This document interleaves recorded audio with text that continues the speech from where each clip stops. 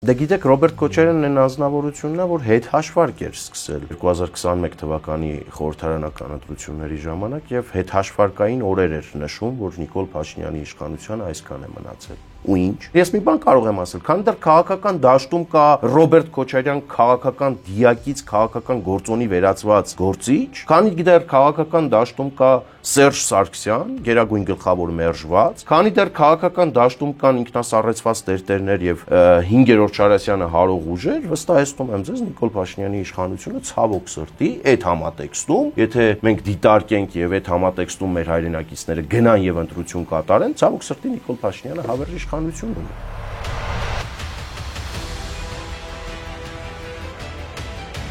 Օրերս լրահոսը գրաված է Ռոբերտ Քոչարյանի հարցազրույցը, ուրան բացահայտ գերբով այս անգամ գսեր թեմ չէ այս Վաշինգտոնյան արձանագրություններուն, բայց ինտիմությունը միշտ այս թիմելավոճ ունի, ինչպես կմեկնաբանեք եւ այնտեղ այլ հարցեր նաեւ հնչեցին, ընդ որում Նիկոլ Փաշինյանը ոչ մեկ շանս ունի վերընտրվել։ Իրականում Ռոբերտ Քոչարյանի եւ Մերձ Քոչարյանական շրջանակների կամ ավելի ճիշտ Կիրիենկոից սնուցումներ ստացող շրջանակների մոտ մեծ հաշվով բան չի փոխվել։ Վերևն Աստված, ներքևը Վլադիմիր Պուտին սկզբունքը շարունակում է իրենց մոտ կենսունակ լինել։ Նրանք շարունակաբար թմբկահարում են նոյեմբերի 9-ի փաստաթղթի մասին։ Նախկինում այդ փաստաթուղթը ներկայացնում էին իբրև կապիտուլյացիոն փաստաթուղթ, հիմա չգիտես ինչու հաղթական փաստաթուղթ են իբրև ներկայացնում եւ միակ ճանապարհ տարածաշրջանային խնդիրները լուծելու Ռոբերտ Քոչարյանը նոր բան չի ասում, չի էլ ասելու։ Սիրելի հայրենակիցներ, նոր բան Ռոբերտ Քոչարյանից մի սպասեք։ Նոր էր միայն երևի թե այն հանգամանքը, որ մենք իմացանք, որ տանը իրեն Տիկին Բելա Քոչարյանը եւս ռոբով է դիմում։ Նորություն է, որ իրեն տատն է ռոբով դիմել։ Նորություն չի ասում օրինակ Պողոս Պողոսյանի սպանության մասով, ինքը շարունակում է հերքել, որ այդ սպանությունը հենց այդ արտահայտության համար է տեղի ունեցել։ Շարունակում է չզղջալ մարտի 1-ի ոճրագործության համար եւ իրեն անմեղ հռչակել։ Ռոբերտ Քոչարյանը նոր բան չի ասում։ Աշխարհաքաղաքական համատեքստում էլ ինքը չի կարող նոր բան ասել։ Մի առիթով ասել եմ, ձեր մոտ չեմ ասել ճիշտ է, այլ լրատվամիջոցի տված հարցազրույցի ընթացքում ասել եմ, որ սրանք չունեն այդքան քաղաքական առումով պլոճիկ, որ նոյեմբերի 9-ի փաստաթղթի հակադրված օգոստոսի 8-ի փաստաթուղթը պատրեն եւ դեն նետեն։ Քաղաքական առումով սրանք այդքան պլոճիկ չունեն։ Այլ հարց, որ այդ փաստաթղթին պոզեր են կպցնում, ինչ որ անվանարկումներով են մոտենում այդ փաստաթղթին, Թրամփի Հայաստանի վերաբերյալ արտահայտած այդ բառախաղի եւ տառախաղի մեջ են մտնում Ալբանիա թե Արմենիա, վկա էր Թրամփը թե կողմ էր Թրամփը, բայց իրականում այս փաստաթղթի հետ իրենք էլ են հաշտ։ Վստահեցնում եմ ձեզ, եթե ինչ որ, չգիտեմ, չար կատակի արդյունքում, ինչ որ սատանայական ներգործության արդյունքում, իսկ Ռոբերտ Քոչարյանը կարող է Հայաստանի Հանրապետությունում իշխանություն ունենալ բացառապես սատանայի ներգործության արդյունքում, Ռոբերտ Քոչարյանին իշխանություն տան այդ մութ ուժերը, վստահեցնում եմ ձեզ Ռոբերտ Քոչարյանը գալու է եւ Նիկոլ Փաշինյանի կողմից ստորագրված օգոստոսի 8-ի համաձայնագրի տառին ու ոգուն քիչ թե շատ համապատասխանող գործողություններ իրականացնի այնքան ժամանակ, քանի դեռ Վլադիմիր Պուտինի կամ ավելի ճիշտ Կիրիենկոյի կողմից այլ հրահանգներ չի ստացել։ Ինչու պիտի ինքը իրեն դնի օգոստոսի 8-ի տրամաբանության շրջանակում։ Շատ բարձ պատճառով, որովհետև Ռուսաստանի Դաշնությունը եւս օգոստոսի 8-ին Միացյալ Նահանգների երաշխավորությամբ, միջնորդությամբ, վկայությամբ, ով ինչպես կուզի թող հասկանա, ստորագրված փաստաթղթից ունի բնական օգուտներ եւ շահեր։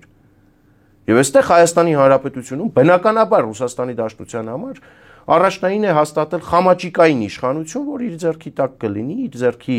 լարախաղացը կլինի եւ կիրականացնի այն, ինչ որ Ռուսաստանի Դաշնության շահերն է պահանջում եւ հետապնդում։ Միջև այնքան ժամանակ, քանի դեռ այդ կարմիր գիծը չի հատվել։ Հատվելու պարագայում հանգիստ խղճով կարող է Ռոբերտ Քոչարյանը վերադառնալ նոյեմբերի 9-ի տրամաբանության շրջանակ, որտեղ այլևս չկա արձանագրենք սա, չկա Լեռնային Ղարաբաղ, չկա Լաչինի միջանցք, չկա բնակչություն, կա ընդամենը 9-րդ կետ, որը փորձում էին կողմերը մեզ պարտադրել։ Այդ 9-րդ կետի տրամաբանության շրջանակում իրականում Զանգեզուրի միջանցք կբացի Հայաստանի Հանրապետության տարածքով թուրքական աշխարհի համար։ Սա է նպատակը։ Գիտեք, Ռոբերտ Քոչարյանին անդրադառնալը նախ մարդկային առումով շատ տհաճ է ինձ համար նրա անունն անընդհատ արտաբերել, որովհետև մեր հայրենակիցների մոտ էլ բնական զզվանք է առաջացնում Ռոբերտ Քոչարյան անուն ազգանունը։ Եվ Ռոբերտ Քոչարյանը 7 տարվա ընթացքում նույն երգն է երգում տարբեր ինչ-որ ելևէջներով։ Նոյեմբերի 9-ի փաստաթուղթ, Նիկոլ Փաշինյանի հեռանալ, մարտի 1-ի համար չզղջալ, գործող վարչապետը ոչ մեկ շանս ունի, հատի ինչպես ինչ հիմքով եւ շատ արխային ցևով, այսինքն մենք պիտի։ Դե գիտեք, Ռոբերտ Քոչարյանն այն անձնավորությունն է, որ հետ հաշվարկ էր սկսել 2021 թվականի խորհրդարանական ընտրությունների ժամանակ եւ հետ հաշվարկային օրեր էր նշում, որ Նիկոլ Փաշինյանի իշխանությունը այսքան է մնացել։ Ու ինչ։ Քանի դեռ ես մի բան կարող եմ ասել, քանի դեռ քաղաքական դաշտում կա Ռոբերտ Քոչարյան քաղաքական դիակից քաղաքական գործոնի վերածված գործիչ, քանի դեռ քաղաքական դաշտում կա Սերժ Սարգսյան, Գերագույն գլխավոր մերժված, քանի դեռ քաղաքական դաշտում կան ինքնասառեցված տերտերներ եւ 5-րդ Շարասյանը հարող ուժեր, վստահեցնում եմ ձեզ Նիկոլ Փաշինյանի իշխանությունը ցավոք սրտի այդ համատեքստում, եթե մենք դիտարկենք եւ այդ համատեքստում մեր հայրենակիցները գնան եւ ընտրություն կատարեն, ցավոք սրտի Նիկոլ Փաշինյանը հավերժ իշխանություն ունի։ Ինչու ցավոք սրտի, որովհետև այդ համատեքստում պետք չի գնալ եւ ընտրություն կատարել։ Ընտրությունները այդ համատեքստում պիտի չլինեն։ Այդտեղ գիտեք, այդտեղ Նիկոլ Փաշինյանն էլ ունի իր բաց թողումը, որ նախկինին չի տվել քաղաքական եւ իրավական գնահատական ու նրանք վերածվել են գործոնի քաղաքական դիակ կարգավիճակից, բայց գուցե Նիկոլ Փաշինյանն էլ առաջնորդվում է քաղաքական նպատակահարմարությունից ելնելով։ Սելով իմ կանցերս։ Եվ իր գանձերն են, այո, սրանք եւ իրենցից ավելի լավ ընդդիմություն ով կարող է լինել։ Ով կարող է ավելի լավ ժողովրդին համոզել, որ ավելի լավ է Նիկոլ Փաշինյանը, քան օրինակ Ռոբերտ Քոչարյանը եւ Սերժ Սարգսյանը։ Այս բոլորի լույսի տակ պարոն Մկրտչյան, բնավ մտավախություններ ունիք, որ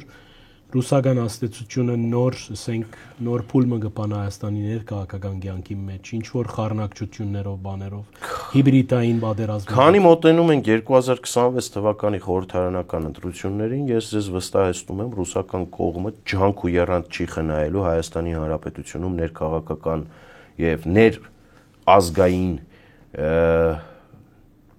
ներհասարակական համերաշխությունը խաթարելու համար։ Բնական է։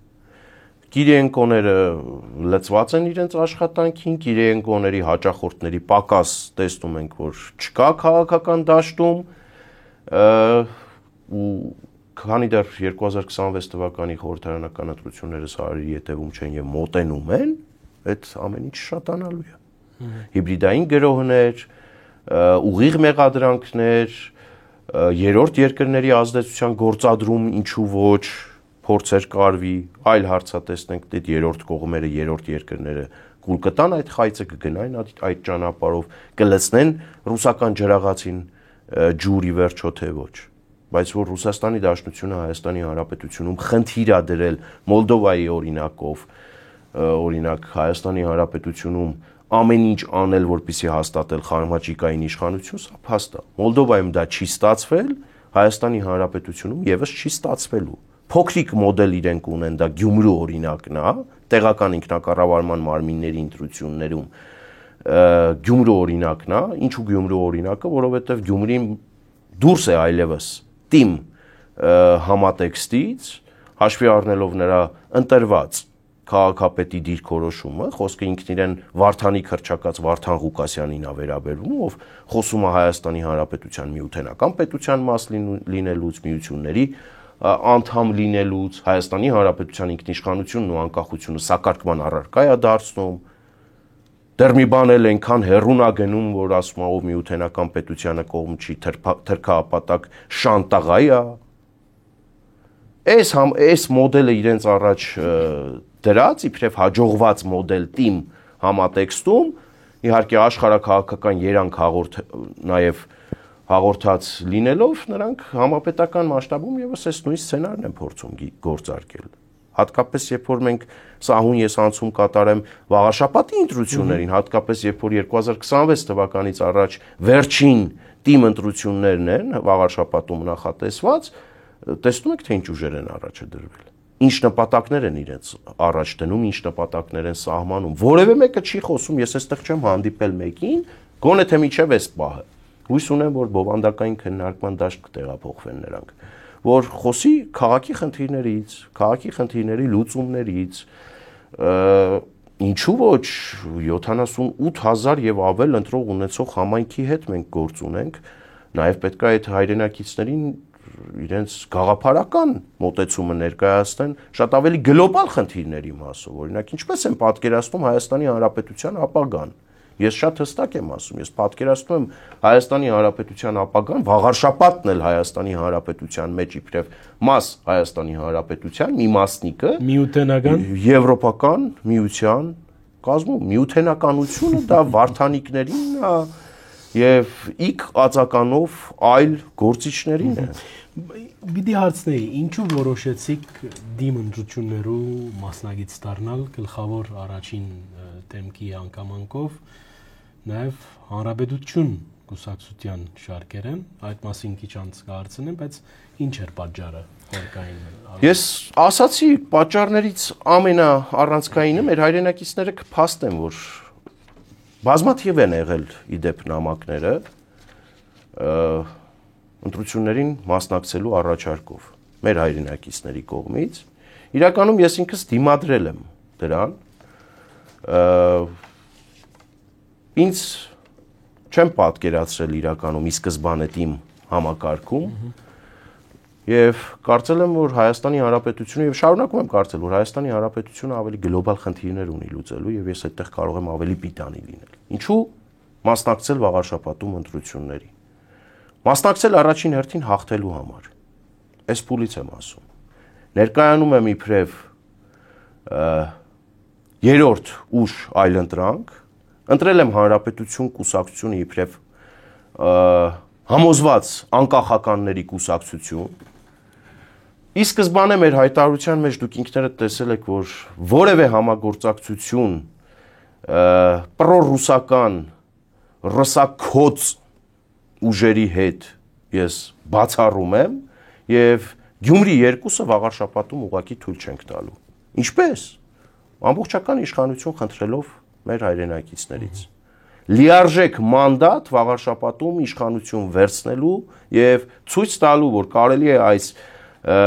այս շրջափուլից դուրս գալ, Նիկոլ Փաշինյան, Ռոբերտ Քոչարյան, Սերժ Սարգսյան, այս երանգյունուց կարելի է դուրս գալ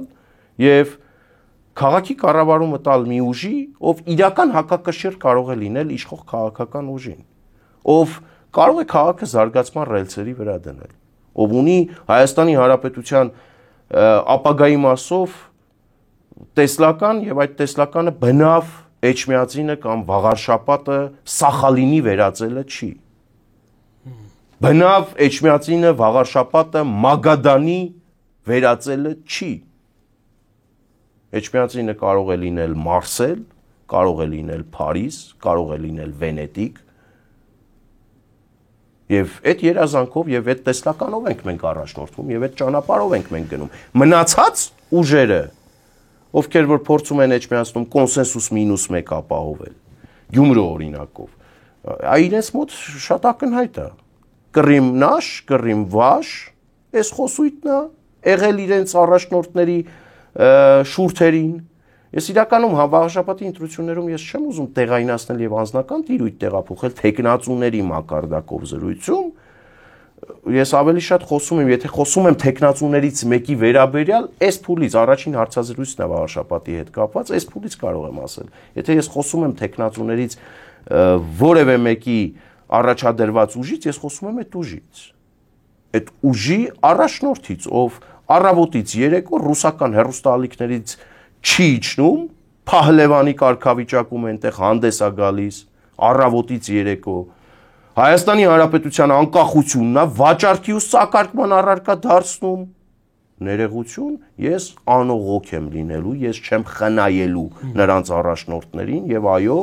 մի առիթով ասել եմ, հիմա էլ կրկնում եմ, ովքեր որ Հայաստանի Հանրապետության ինքնիշխանությունը, անկախությունը, սուվերենությունը սակարկման առարկա կդարձնեն,